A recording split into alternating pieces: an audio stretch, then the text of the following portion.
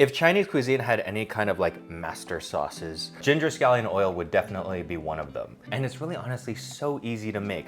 All you need is ginger, some oil, which is behind me, some scallions, and a little bit of salt. And with that, you'll end up with a sauce that will give you some of the best tasting noodles, best tasting chicken, some of the best tasting fried egg that you will ever have. So super easy. Let's just get onto it.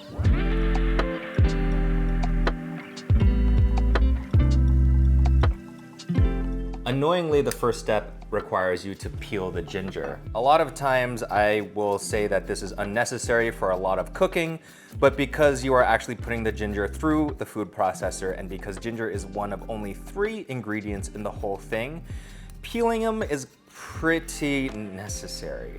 And so you're gonna wanna do a lot of it using bigger ginger, like the kind that you get at Asian grocery stores. I hear Jamaican grocery stores also have really big ginger. Will make your lives so much easier than the tiny little nubbins that you'll get at like Kroger or Whole Foods. Also, bigger ginger is older ginger, and older ginger actually has more flavor. So look for big pieces of ginger, not little ones.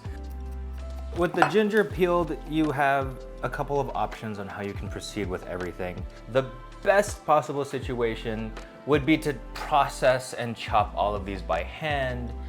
You get a more interesting textural variety when you do it that way.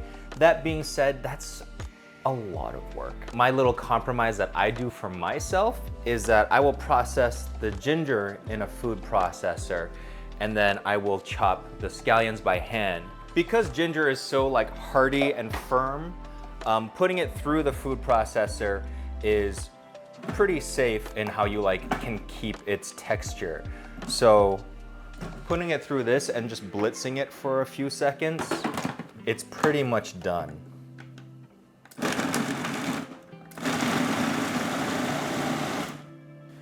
Making sure to get the bottom parts so it all chops up evenly. See that? The way that it kind of like ripples around like that, then it's ready. Any more after this, then it becomes ginger paste, which is not what you want. Now, since I have an abundance of scallions, I'm gonna go ahead and process some so you could do a side-by-side comparison on, again, what is worth it to you. Just because you process the scallions doesn't mean it's gonna be bad ginger scallion oil. It's just not gonna be like the best kind. And again, that's only my opinion.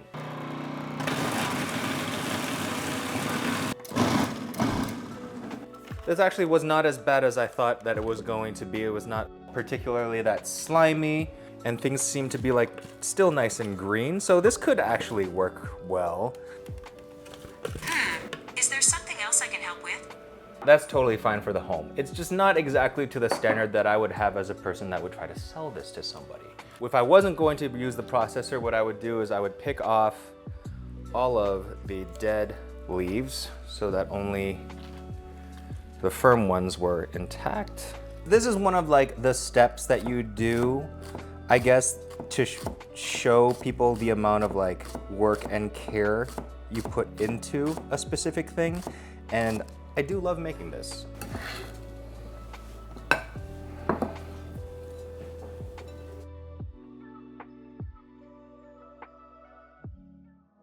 Buying drugs on the black market used to be such a harrowing experience, but thank God I don't feel that way anymore, thanks to NordVPN. For legal reasons, that was a joke, but while I have you here, if I could convince you to pre-order my cookbook, Kung Food by John Kung, I would really appreciate it.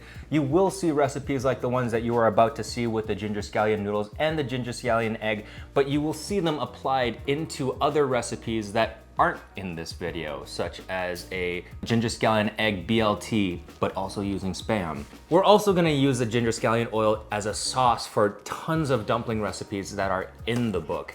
Pre-orders are actually a really important part of the whole book process, as I am learning really fast. So if you were ever planning to get this book, I would really appreciate it, and it would really help me out if you just went ahead and pre-ordered it from your favorite online bookstore, or even just request it from your local bookstore. Thank you. Just like chili oil, this part of ginger scallion oil involves pouring hot oil into a container full of other stuff. So The safest way to do that is to use a stainless steel bowl. Do not use glass. Things will explode and shatter and make a mess, and we don't want that. So what you can do is combine the scallions and the ginger. Adding salt at this phase is super important because if you add salt after the oil has been combined, it won't infuse as well. So what we are doing is it's really hard to salt oil and add salt to oil to flavor it in this way. So what happens here is the salt will draw out water from the ginger and the scallions, and then it will absorb back into the ginger and the scallions, and that's what makes ginger scallion oil salty. You can also at this point infuse it a little bit with some cooking wine. You can even add some MSG to this. And then mix it all up together so that the salt can incorporate in with the rest of the mixture.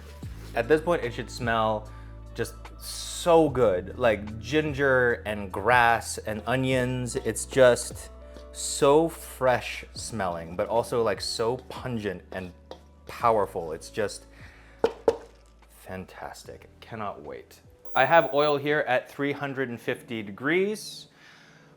Large bowl to catch what will eventually be a lot of foam and bubble. Something protecting extra silicone, protecting my surface. Pouring it in, there's about to be a lot of steam.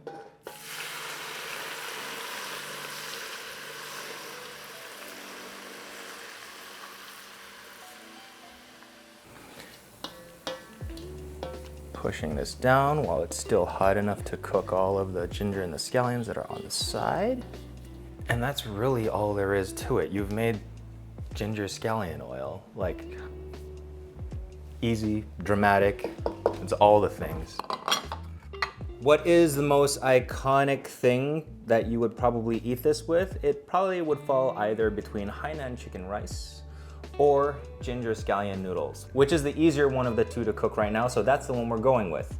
All you have to do with that is literally just toss this in with some cooked noodles, and there you have a dish that is so comforting and satisfying. We're also gonna use this in another way though. Because this is a cooked oil, unlike stuff like pesto, which is gorgeous and beautiful, but it's also very delicate, it's pretty robust. You can heat this up again and it will still retain a lot of the flavor. So let me show you how to make, on top of the noodles, a ginger scallion egg.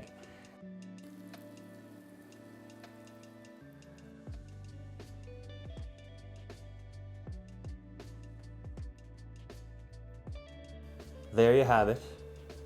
Simple ginger scallion noodles and also a ginger scallion egg. Favorite thing to do with this is just to take some noodles, put it in the yolk, get it nice and messy.